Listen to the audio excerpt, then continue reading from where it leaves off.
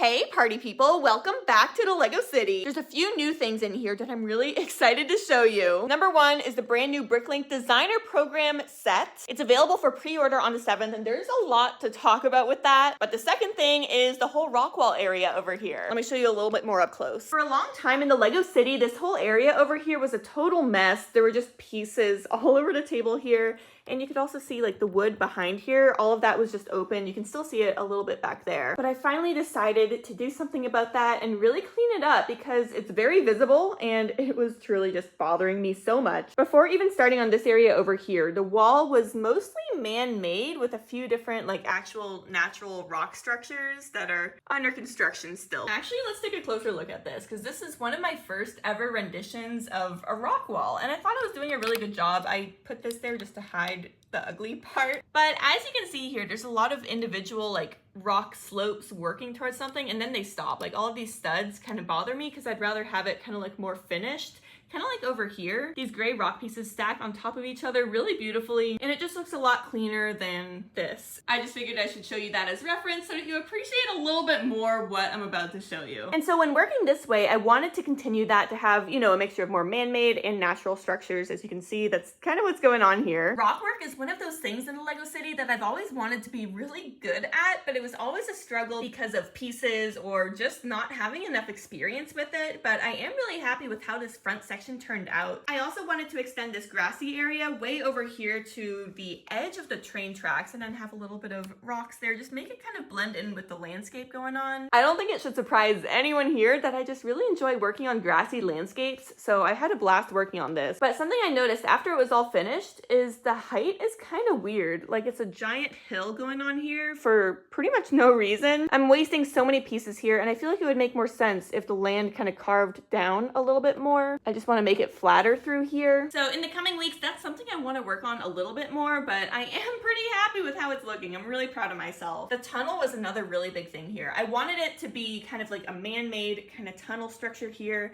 which is what's going on. I used all these curved pieces and I'm overall like actually kind of shocked that it looks decent. It is a little weird to me that this wooden piece is still visible, so I don't know how I feel about that or what I would actually change about it. So now I'm just gonna leave it and I don't know, maybe it's a rustic feel, I don't know. But then on the other side is where it gets a lot more interesting. This hill took me forever. This is a pain, but I'm really happy with how it's looking so far. Obviously, it is not yet finished. There's a lot more work to do over here, but I was having a lot of fun with Duplo. I had never really experimented with Duplo in the Lego City. We have a bunch of it here on the floor that we've been playing with to try to see how to, you know, utilize our space in the Lego City a little bit better. And it's honestly kind of embarrassing seeing how much I don't know about Duplo math. I was trying to like line everything up and stack things and I was like, how do I connect like normal Lego to Duplo? I mean, it only took like a minute for me to figure it out, but I just never done that before. So I was like, what's going on here? What is happening? But eventually we're not going to be seeing any of the Duplo. It's just going to be hidden behind it. And I'm going to have like more rock wall over here kind of hiding it and the train will go into this dark tunnel. It's going to be really cool. But something I was kind of struggling with is how to like bridge it between this man-made structure and the more natural rock wall looking stuff. And I feel like I did a decent job blending it in here. There's definitely a few things wrong with this area, so let me just point them out to you because why not? If you look closely at the wall, things aren't like pressed together fully, and that's because there's two different tables here. You can see that little gap between them. And they have slightly different heights, which is really unfortunate when you're trying to build a wall across the two tables. So I did my best when working with it here, but I feel like having the little gaps makes it look maybe more realistic, like the wall's kind of crumbling a little bit. Looking at other spots on the wall, I did get a little bit more creative too, trying to make it look kind of broken, I guess, just like make it look like an old wall. So I used these cheese slopes. I did a few of them throughout. Looking along the top here, I still need to finish it off, but that's the easy part. This all over here was what I was really focusing on. But now let's talk a little bit more about the brand new Bricklink Designer Program set. I figured I should probably give you guys a little bit of background information on this set because it's from the Bricklink Designer Program, and prior to a few weeks ago, I was very unfamiliar with that. So I'm assuming here that there's a lot of people out there that aren't really quite familiar with it. I really hope I get this right, but if I say anything wrong, please let me know in the comments. Also, if you're already familiar with the Bricklink Designer Program stuff, you can skip ahead to this timestamp where we're actually looking looking at the set. So the Bricklink Designer Program is through Bricklink, which LEGO now owns, and they take a handful of LEGO Ideas fan submissions that didn't get chosen by the LEGO group to be made into a LEGO Ideas set, and then they release it as part of the Bricklink Designer Program. I've never participated in trying to get one of the Bricklink Designer Program sets before, but there's been some really cool ones. I remember there was a giant modular LEGO store, there was a construction site, there's been a lot of really exciting kind of weird sets. So I definitely missed out. I wish I knew more about it at the time. And so in the past, when there was a set selected to become a Bricklink Designer Program set, there was usually a limited number of those sets. I think it was 10,000 or something. And I remember seeing a lot of my friends really excited, but also kind of nervous about whether they would get one or not, because there was only 10,000, and that sounds like a lot, but it's really not. I don't know if they're still making such a limited number of them, but that's how it was in the past. So that was a little bit of a maybe unhelpful overview for you guys. So, you know, hope you enjoyed it. We're just doing our best here, y'all. But anyways, here again is the old train engine shed. There's a lot of really interesting components to this set. We have the nice shed in the back, the water spigot, and all of the greenery. We have this nice little build for the end of the railroad, as well as these tracks running along the outside of the building. There's one of these little fun cars where you're supposed to take minifigs and go wink, wah, wink, wah. So that's really cool. We have this telephone pole, electrical pole kind of thing here. And then obviously there's some stuff going on inside. It's really nice here because the roof just comes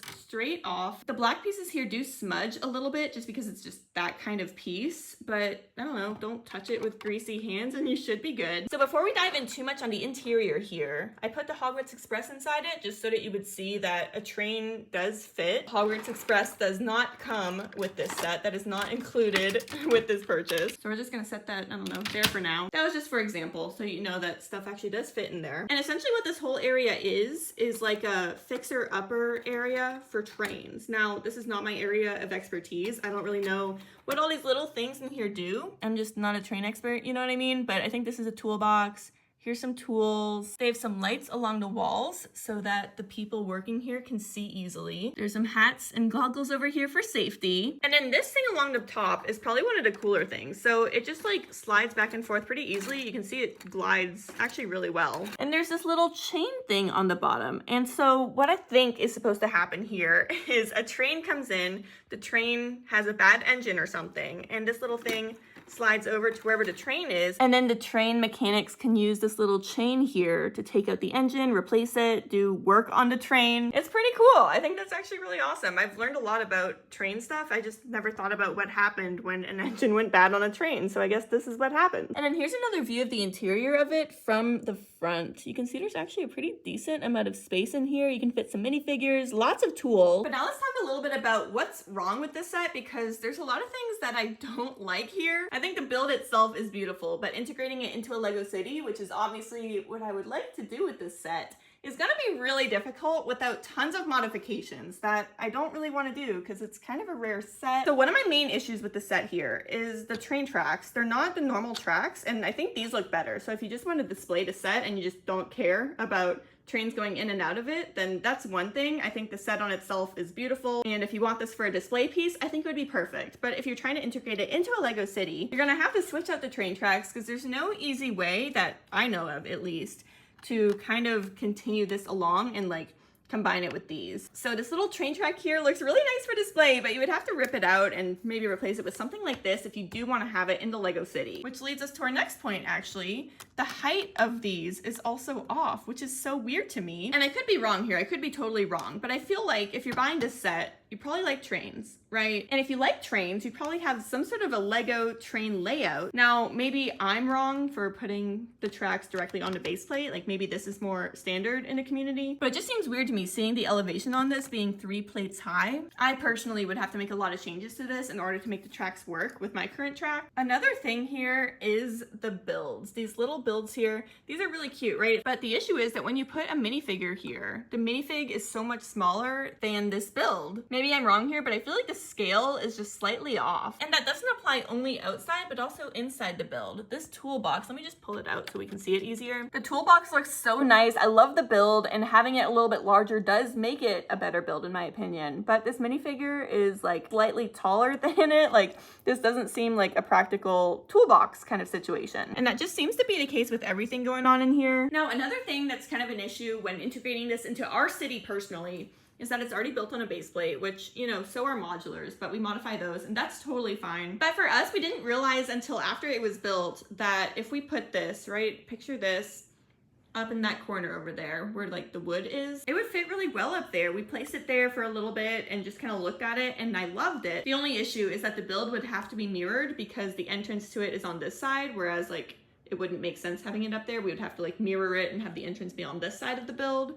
That's kind of just an us issue, but I figured I would point it out. We've tried a few things with it so far. Another thing that's kind of weird is this shed. I think it's a really cute little shed. Love the design. The roof does come off of it pretty easily and then you can see inside, but it's weird because like it's not really like attached to the build and I don't know how I feel about that. But it is a cute little interior though. I love that rotary phone. That's pretty awesome. And so at this point, if we were trying to integrate this into our Lego city, it would probably go here. And that wasn't always the plan. I only knew about this set maybe like about a week ago. We initially had the Disneyland train station there and I thought it would look really nice. Like it fit pretty well. But after looking at this set, I'm starting to change my mind. I feel like this would actually look really nice too. So I don't know. Let me know what you guys think about which one you would prefer to see there. But if we do decide to actually integrate this one into the city right here, what would probably happen is we would take everything off of the base plate and probably do a Mills plate kind of situation. What I envision is kind of ditching this whole railroad area in the front here, just because I don't really see a point. I would rather have tracks going all the way through, so I think we could just get rid of that. But then I would probably try to take the shed off of the base plate and rebuild it onto a Mills plate, and hopefully that wouldn't be too much work. I would just try to take it off carefully, you know, so it doesn't crumble into pieces, and then just transfer it over to the Mills plate. Because I love a lot of the features here. I think it looks really nice. It's really beautiful, but it just doesn't really work too well for a city, so it would need a bunch of changes. Again, I'm not really sure if I want to do that at this time because it's kind of